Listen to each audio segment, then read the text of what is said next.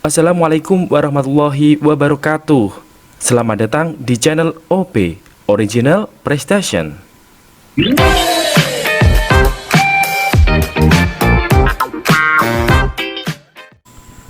Halo teman-teman, jumpa lagi dengan OP Original Prestation. Terima kasih kalian sudah klik dan nonton video ini. Semoga video ini bermanfaat buat kalian. Nah, bagi kalian yang belum subscribe, silahkan subscribe terlebih dahulu ya, biar tidak ketinggalan video dari channel OP. Oke teman-teman, kita tidak usah berlama-lama lagi, langsung saja kita masuk ke pembahasan soal.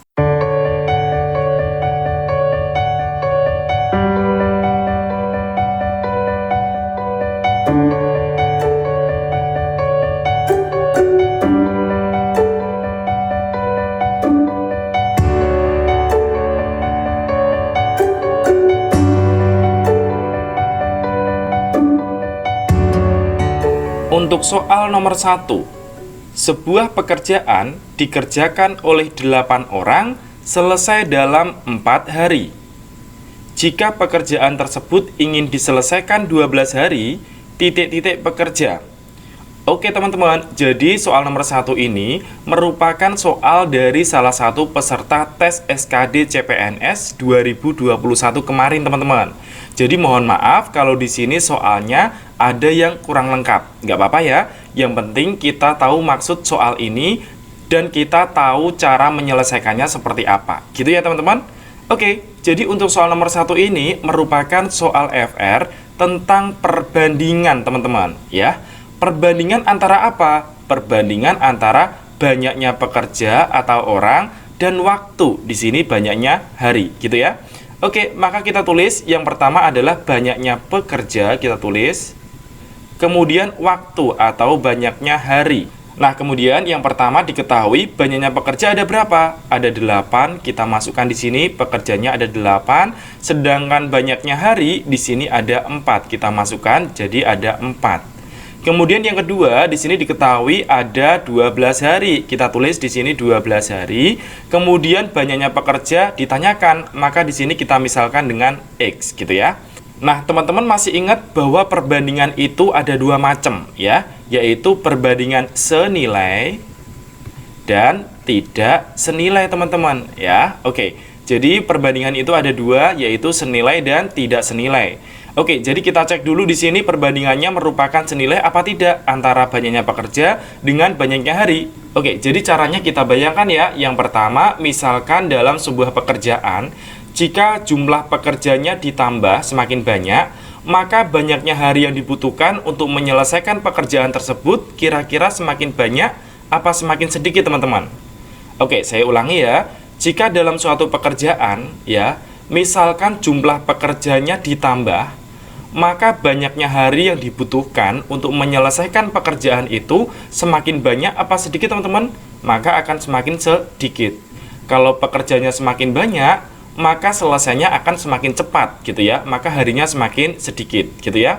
Nah, karena di sini tanda panahnya arahnya berlawanan, satunya ke atas, satunya ke bawah, maka perbandingan antara banyaknya pekerja dan banyaknya hari ini merupakan perbandingan tidak senilai, teman-teman, gitu ya.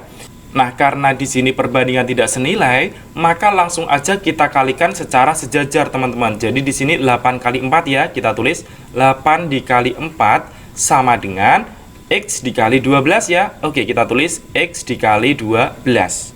Nah, sehingga 12 ini pindah ruas ya, maka X-nya sama dengan di sini 8 dikali 4 dibagi dengan 12. Kemudian yang bisa dicoret, kita coret aja ya. 4 dengan 12 bisa dicoret masing-masing dibagi 4. 4 dibagi 4 dapatnya 1, 12 dibagi 4 dapatnya 3 gitu ya. Maka di sini 8 dibagi 3 sama dengan 2, sekian gitu ya teman-teman. Nah, karena hasilnya 2, sekian, maka banyaknya pekerja tersebut harus dibulatkan ke atas teman-teman. 2, sekian kalau dibulatkan ke atas jadinya adalah 3 pekerja gitu ya. Jadi untuk soal nomor 1 ini jawabannya adalah E. Bisa dipahami nggak teman-teman? Selanjutnya kita ke soal nomor 2. Nah, untuk soal nomor 2 ini merupakan soal FR tentang figural, teman-teman, ya. Jadi di sini disediakan beberapa gambar, kita diminta untuk mencari gambar berikutnya, teman-teman. Oke, sebelum kita bahas, teman-teman silakan dicoba dulu ya untuk latihan, dan teman-teman bisa pause video ini mulai dari sekarang.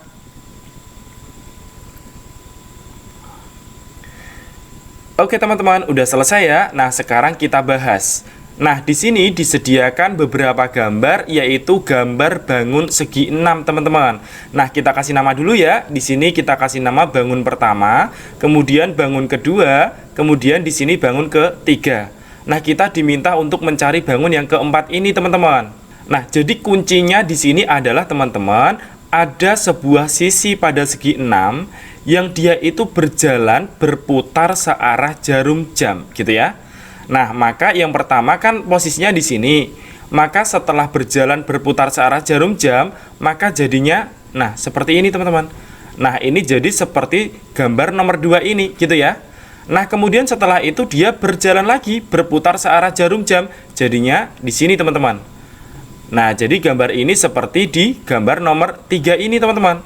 Nah, selanjutnya, maka dia berputar lagi searah jarum jam, maka jadinya seperti ini. Nah, gambar ini seperti atau mirip dengan gambar yang poin C.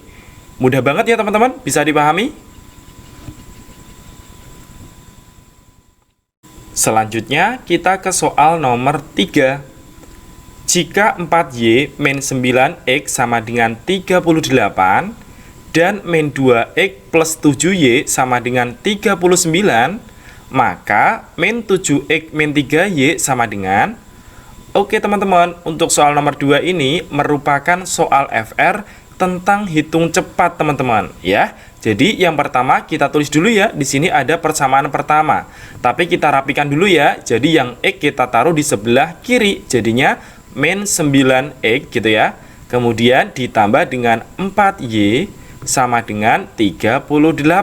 Nah, seperti ini, teman-teman. Kemudian persamaan yang kedua di sini kita tulis, yaitu min 2X ditambah dengan 7Y sama dengan 39. Nah, kita fokus, teman-teman, karena kita diminta untuk mencari min 7X min 3Y, maka kedua persamaan ini kita kurangi aja, teman-teman, gitu ya. Min 9X min jadinya plus ya. Min 9X plus 2X sama dengan min 7X. Kemudian 4Y dikurangi dengan 7Y jadinya adalah min 3Y sama dengan 38 dikurangi dengan 39 sama dengan min 1. Karena kita diminta untuk mencari min 3X min 3Y, maka jawabannya adalah min 1, gitu ya. Jadi untuk soal nomor 3 ini jawabannya adalah E. Mudah banget ya, teman-teman, bisa dipahami? Selanjutnya kita ke soal nomor 4. 30% dari P adalah 2M dan 10% dari P adalah setengah N. Maka berapa persenkah 3M plus N dari P? Oke, teman-teman, untuk soal nomor 4 ini merupakan soal FR tentang aritmatika, gitu ya. Jadi yang pertama diketahui bahwa 30% dari P adalah 2M. Maka bisa kita tuliskan 30% itu sama dengan 0,3, teman-teman. Dari P berarti artinya dikali dengan P ya. Dari itu artinya kali. Sama dengan berapa di situ? 2M, teman-teman. Kemudian yang kedua diketahui bahwa 10% dari P adalah setengah N. 10% kita tuliskan yaitu 0,1.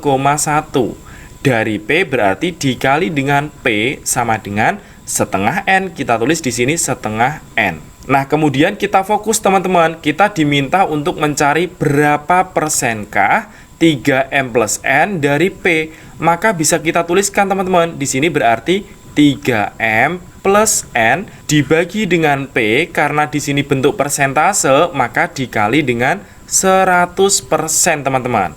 Sehingga yang pertama kita lakukan adalah mencari nilai M dan mencari nilai N, teman-teman. Nah, karena di sini udah ada 2M, maka yang pertama ini dibagi dengan 2 ya, supaya ketemu dengan M, gitu ya. 0,3P dibagi 2, maka ketemunya adalah 0,15P. sama dengan 2M dibagi 2, yaitu M ya.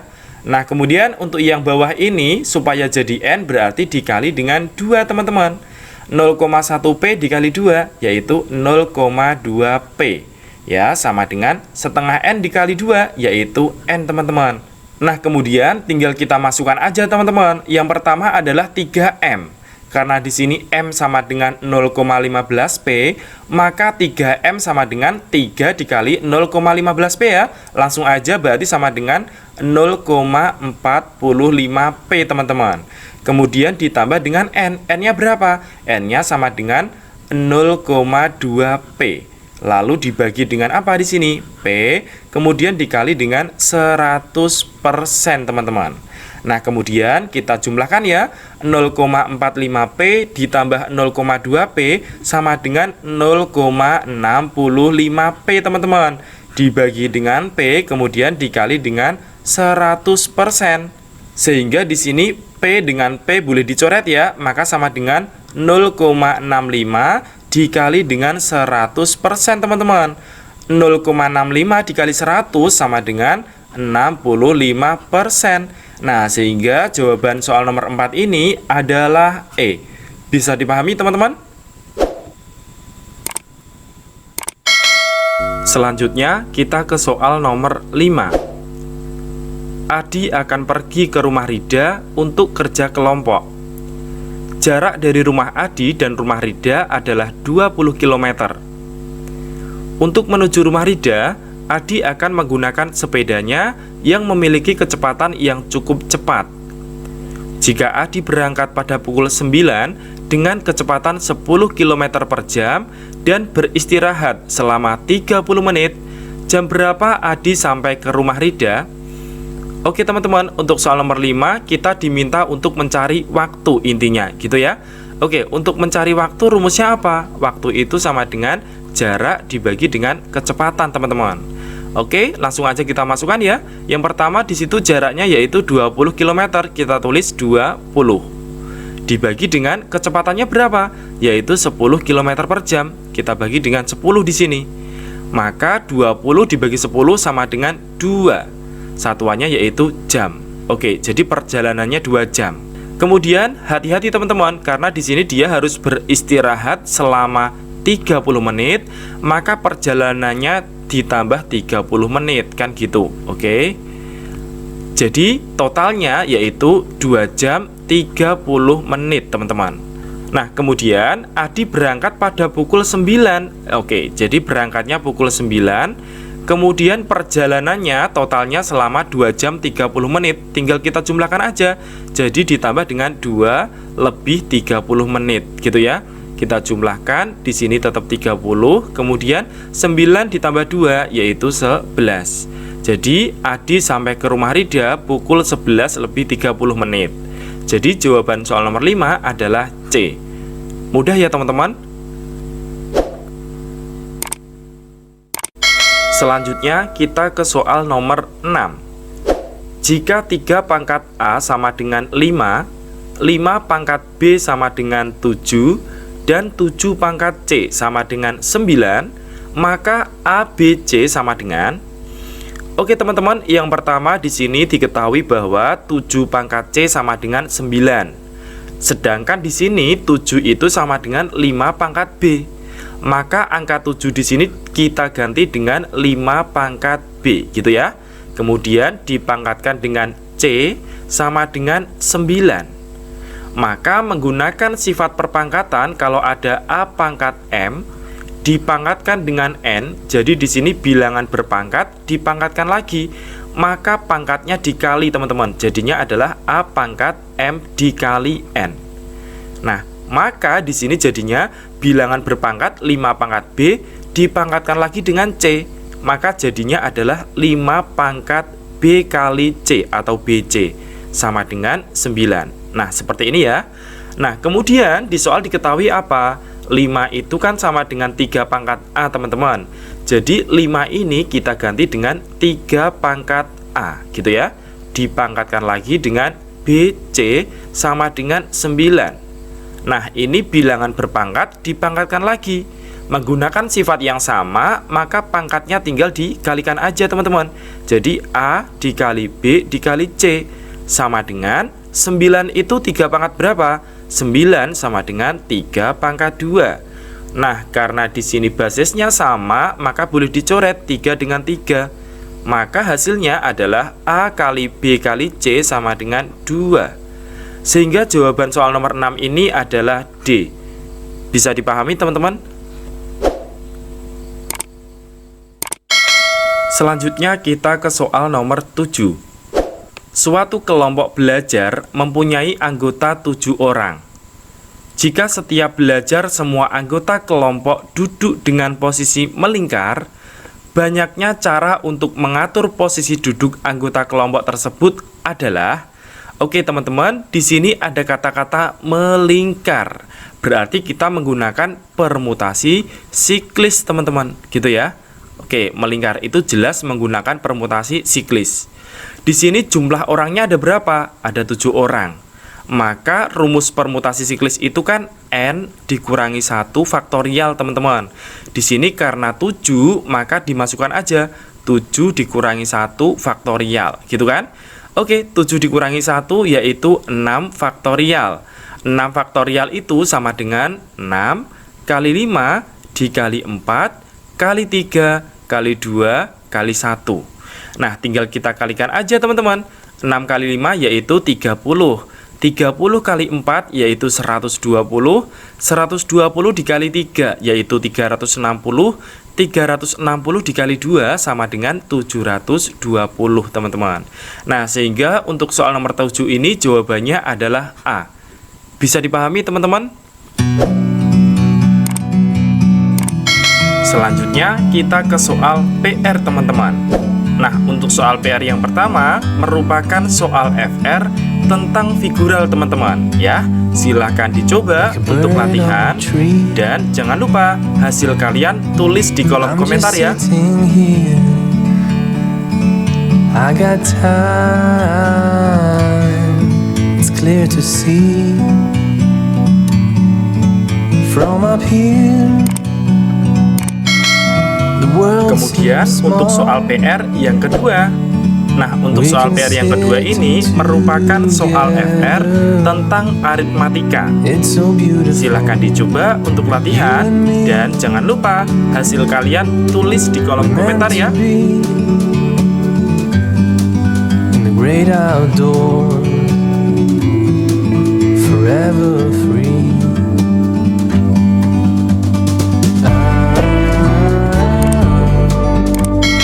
Selanjutnya kita ke soal PR yang ketiga teman-teman, atau soal PR yang terakhir ya. Oke, untuk soal PR yang ketiga ini merupakan soal FR tentang hubungan antara P dan Q teman-teman. Silahkan dicoba untuk latihan. Dan jangan lupa hasil kalian tulis di kolom komentar ya.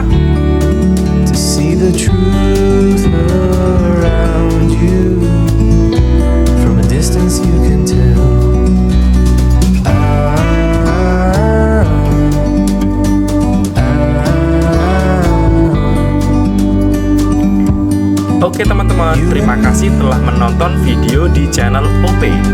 Jika video ini bermanfaat buat kalian, silahkan like dan subscribe ya.